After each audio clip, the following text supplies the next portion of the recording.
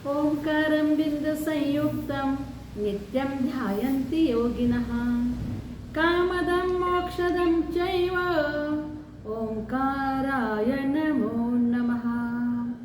अज्ञानतिमिरान्धानां ज्ञानाञ्जनशलाकया चक्षुरुन्मीलितं येन तस्मै श्री गुरुवे नमः। तस्मै श्री गुरुवे नमः।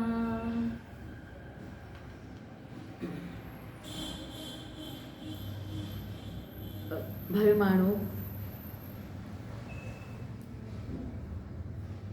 आत्मध्यान के समय कर्ता कर्म ध्याता ध्येय यह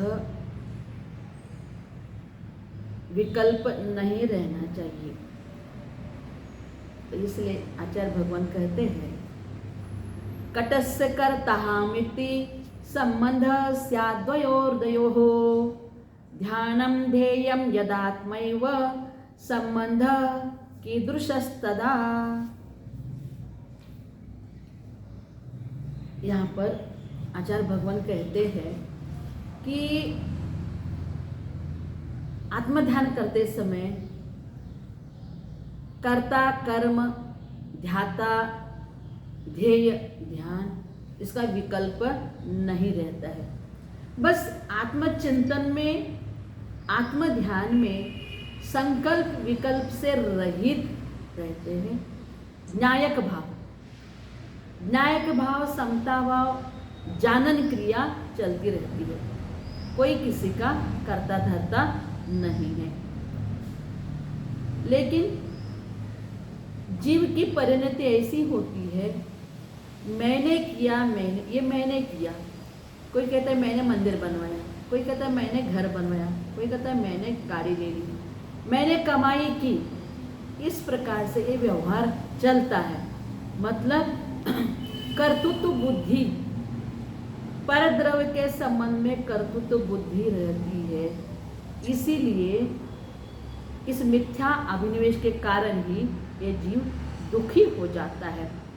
देखिए धन्य कुमार चरित्र में धन्य कुमार भोला भाला, उसके भाई काम करते थे, कमाई करते थे। एक दिन उनके भाई माँ को बोलते हैं, माँ धन्य कुमार को भी कमाई करने को भेज दो। ठीक है। माँ ने क्या किया, सबको 500 रुपये दे दिया। ठीक है भाई, कमाई करके आ जाए।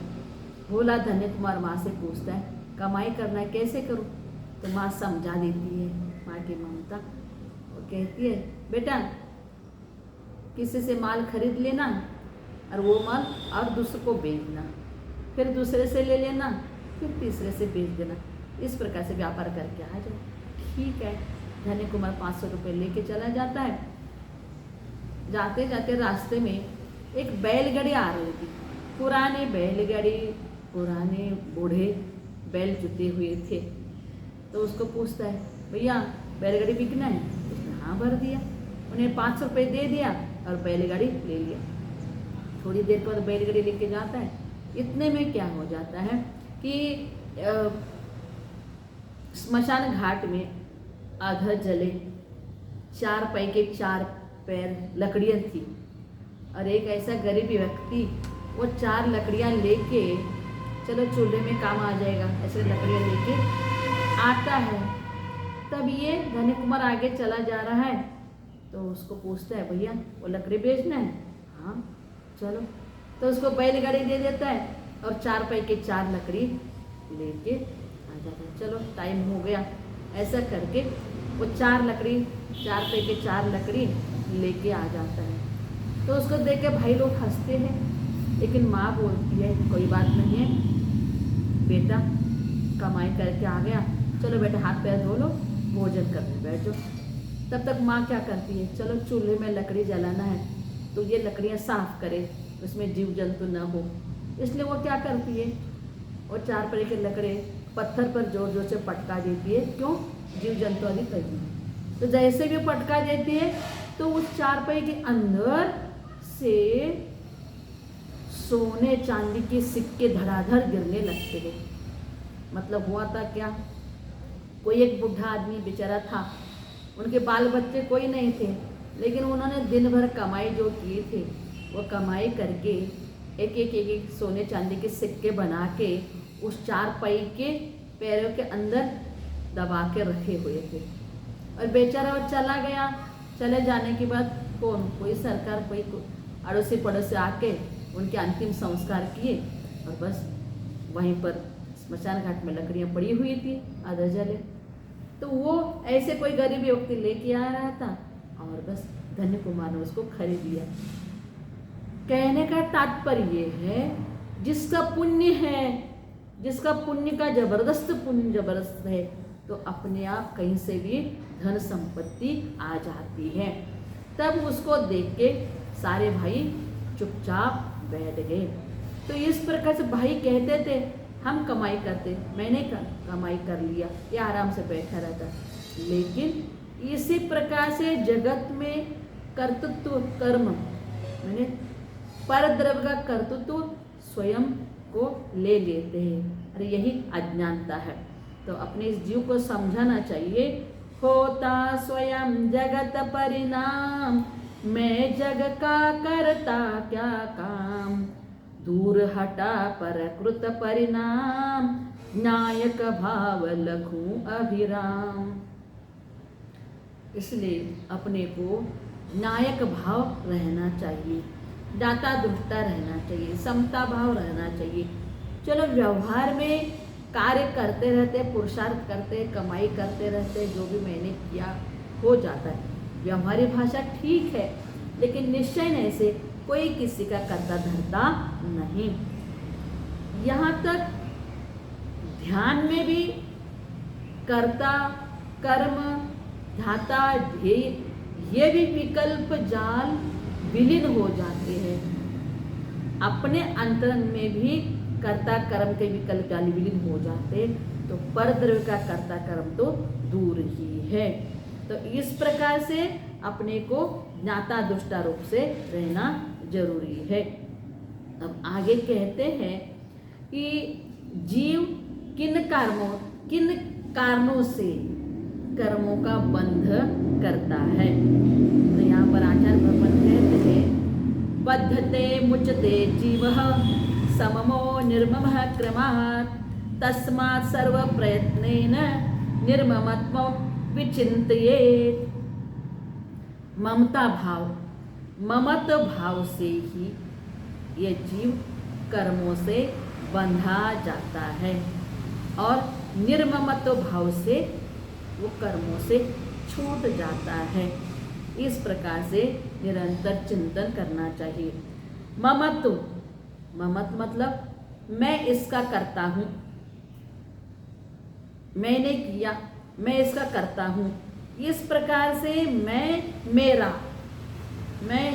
और ये मेरा, इस प्रकार से मिथ्या अभिनिवेश जो है, इसी से वह जीव कर्मों से बंधा जा रहा है। देखा जाए तो कि कोई किसी का करता धरता नहीं। देखो ये इस लोकाकाश में कारमान वर्गना भरे हुए है। इस लोकाकाश में सब पुद्गल द्रव्य है, लोकाकाश में बाह्य द्रव्य है, शरीर है, पुद्गल है, बाल बच्चे सभी है। कोई किसी का करता धरता नहीं है, किसी कारण से बंद नहीं होता। परंतु ये अपना जो उपयोग है, अपना उपयोग रागादि के साथ जो एकत्र रूप हो जाता है, वही बंध का कारण है। बाह्य वस्तु बंध के लिए कारण नहीं है। धन दौलत संपत्ति वैभव ये बंध के लिए कारण है, लेकिन बाह्य वैभव के साथ ये जीव का रागादि उपयोग जो है ना, उस रागादि से अपना उपयोग एकत्र हो जाता है, उपयोग उसमें समरसी भाव हो जाता है, इसलिए बंध का कारण हो जाता है। और इससे उल्टा निर्ममत्व से बंधन से छुटकारा हो जाता है। मतलब मैं इस परद्रव्य से भिन्न हूँ, मैं इनका कुछ करता धरता नहीं हूँ। इस प्रकार से भेद विज्ञान ये मेरा शरीर आदि परद्रव्य, बाह्य द्रव्य, इससे मैं भिन्न हूँ। शरीर अलग है, उद्गत अलग है, मेरा आत्मा अलग है। इस प्रकार से भेद विज्ञान जो है, निर्ममत्व भाव है, इससे कर्मों से छूटता है, बंधन से मुक्त हो जाता है। देखिए यहाँ पर आचार्य भगवान कहते हैं, ठीक है निर्ममत्व से, बंधन से, संसार परिभ्रमण से छूटते हैं, लेकिन निर्ममत्व होने का उपाय भी होना चाहिए। निर्ममत्व भाव किस प्रकार से करें? तो आचार्य भगवान कहते हैं, एको हम निर्ममः शुद्धो ज्ञानी योगिंद्र गोचरः बाह्या संयोगजा भावः मत्ता सर्वेपि सर्वथा। यहाँ पर क्या कहते हैं कि सम्य दृष्टि चिंतन करता है। सम्य दृष्टि मतलब जिसकी अंतरंग दृष्टि हो गई, समीचीन दृष्टि आ गई, वह सोचता है कि मैं एक हूँ, अकेला हूँ, मेरा और कोई नहीं है, मैं कर्मों के बंधन से रहित हूँ, शुद्ध हूँ, चैतन्य स्वरूपी हूँ, ज्ञाता दृष्टा हूँ। राग द्वेष आदि जो भाव है वो मेरे से अलग है, मेरे से भिन्न है। देखिए इस प्रकार से चिंतन करना चाहिए। मतलब मैं शुद्ध हूँ, चैतन्य स्वरूप हूँ, कि मैं एक हूँ। लेकिन आज अपने को अकेला होने से डर लगता है। समझो घर में कोई अकेला है, बाल बच्चे नहीं हैं, कोई परिवार नहीं है, तो इस व्यक्ति को कितना डर लगता है, अनाथ लगता है, अनाथ लगता है। लेकिन सही देखा जाए एकत्व भावना होनी चाहिए, एकत्व भावना होनी चाहिए। अपना पुण्य का उदय है, अपना पुरुषार्थ, निरंतर अपना पुरुषार्थ अपने ज्ञान दर्शन चैतन्य स्वरूपी जो है उसमें एकत्व बुद्धि होना चाहिए। अपना निरंतर ध्यान, अपना उपयोग अपने में लगा लेते हैं तो डर किस बात की है। पर्याय दृष्टि से देखा जाए तो ठीक है, आत्मा के सभी लोग हैं, परिवार संबंधी सब कुछ है, लेकिन निश्चय दृष्टि से देखा जाए तो बस शुद्ध द्रव्य दृष्टि से द्रव्य कर्म, भाव कर्म, नो कर्म जो भी है, इससे मैं भिन्न हूँ, मैं चैतन्य स्वरूप हूँ। इस प्रकार से इस जीव को चिंतन करना चाहिए और हे उपादेय का ज्ञान होना चाहिए। हे उपादेय मतलब क्या है? जो भी परद्रव्य है, जो भी राग आदि भाव है, जो भी कषाय है, इससे मेरे को दूर रहना चाहिए, इसको इस विकल्प जाल से रहित होना चाहिए। सारा परद्रव्य जो है वो मेरे को उपादेय नहीं है, छोड़ने योग्य है, कषाय आदि छोड़ने योग्य है।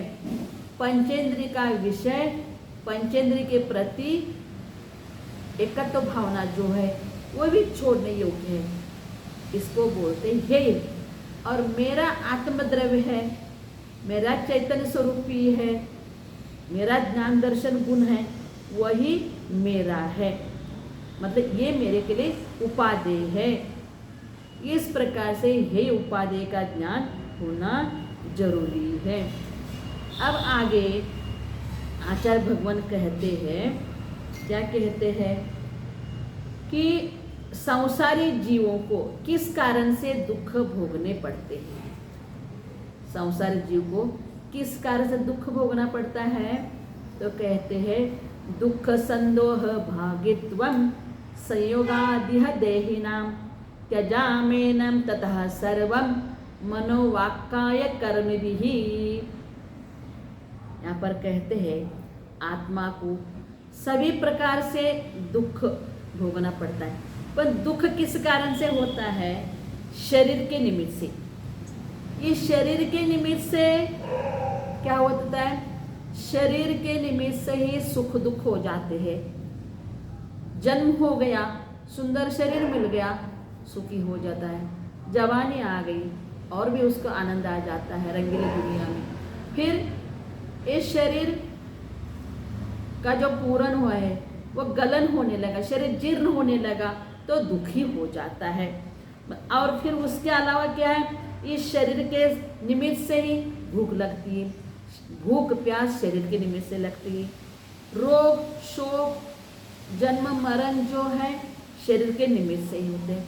तो इसलिए आदि व्याधि उपाधि सारी चिंता दुख शरीर के निमित्त से ही है। इसलिए इस शरीर को संयोग जो है ना, शरीर का संयोग से ही दुख हो रहा है। इसलिए शरीर पर से ममत्व छोड़ना जरूरी है। दिन रात अपन शरीर की चिंता करते हैं, लेकिन पुरुषार्थ करना है अपने आत्म द्रव्य आत्म शांति। इस शरीर में बैठा जो है आत्मा, तीन लोक का नाथ तू क्यों बन रहा अनाथ, रत्नतर निधि साथ ले क्यों न होए जगन्नाथ। अंतरंग में जो रत्नत्र निधि है उसको देखना है और उसी को ही पुरुषार्थ, उसी को प्रकट करने का पुरुषार्थ करना चाहिए। तो इस प्रकार से पूज्यपाद आचार्य संसार और मुक्ति के बारे में और भी क्या कहते हैं, यही कहते हैं संसार परिभ्रमण से छुटकारा पाने के लिए हमें क्या करना चाहिए, मन वचन काया की जो क्रियाएं चल रही है उस क्रियाओं को छोड़ने का प्रयास करना चाहिए। मतलब मन वचन काया की चंचलता, मन की चंचलता, वचन की चंचलता, काया की चंचलता जो है, जो परिस्पंदन है, उससे कर्मों का बंध हो रहा है, उससे ही कर्मों का बंध हो रहा है। देखो, मन को वश करना चाहिए, मन को कंट्रोल करना चाहिए। इतना बड़ा बंदर है, चंचल बंदर है, लेकिन चंचल बंदर को भी बांध सकते हैं, रस्सी से बांध के रख सकते हैं। हाथी है, हाथी को भी अंकुश के द्वारा बांध सकते हैं। घोड़ा है, घोड़े के में लगाम से बांध सकते हैं, लेकिन अपने मन को किस प्रकार से बांधना है। हमारा वचन है, बार बार अपने को थोड़ा सा स्वाध्याय करो तो मन 5 मिनट स्वाध्याय कर ले तो बोर हो जाते हैं, लेकिन इधर उधर से बातें करते समय चोर कथा, श्री कथा, भोजन कथा, बाहर की जो भी कथाएं बोलते बैठे, बातों में कितना टाइम हो गया ये पता नहीं लगता। तो वचन की क्रिया, काया की क्रिया, काया से चुपचाप बैठते नहीं है, थोड़ा 5 मिनट 10 मिनट एक हाथ अंतर मुहूर्त सामायिक में कर लिया, ध्यान को भी बैठ गया, चलो कभी एक बार बाहर होके घूम घाम के आ जाए, ऐसा लगता है। लेकिन ये तो बहुत स्थूल क्रिया है।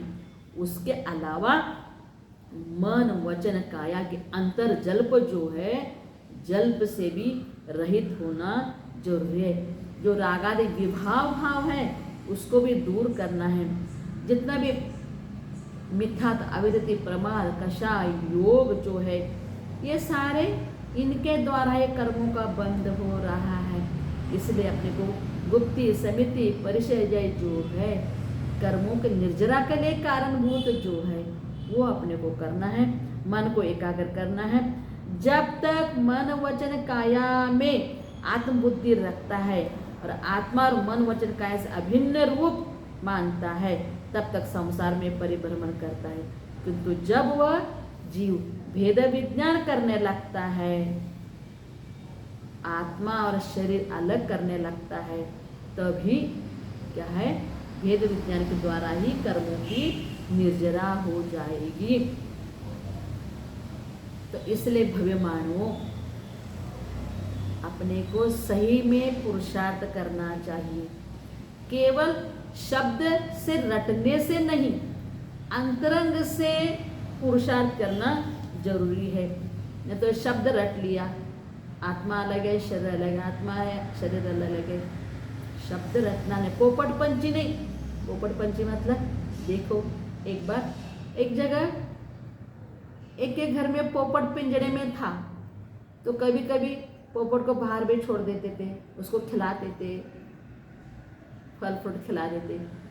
तब उनका जो भी मालिक है उन्होंने पोपट को सिखाया था, समझाया था, बिल्ली आ गए तो उड़ जाना, बिल्ली आ गए तो उड़ जाना।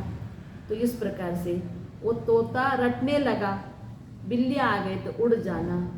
तो डेली वो तोता यही शब्द रटता था, बिल्ली आ गए तो उड़ जाना। तो एक दिन ऐसे उसको बाहर छोड़ दिए थे, बाहर बैठा था तोता, बहुत आनंद से फल फ्रूट खा रहा था और फिर रटता था, बिल्ली आ गई तो उड़ जाना।